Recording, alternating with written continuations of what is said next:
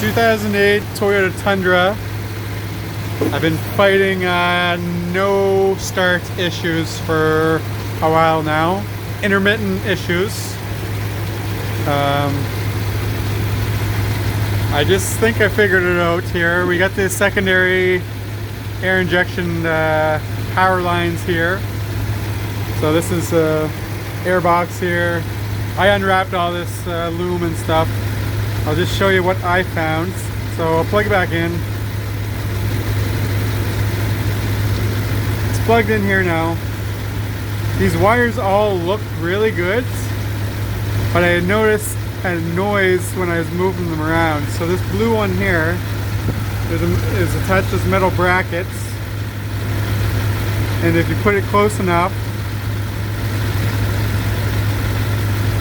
hang on, see if it does it here.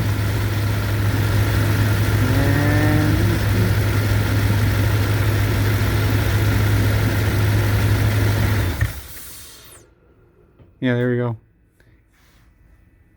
It shorts itself out, so there's no damage there.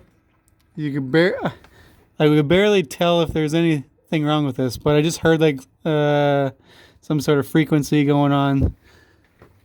So yeah, if you can get rid of these secondary air injection pumps, that's one big headache. Because yeah, it was a very intermittent issue, and trying to figure all this out was just throwing parts at it, and just sensors and stuff need to be updated anyway, because this thing's got 400,000 kilometers on it. So try that, or give that a test.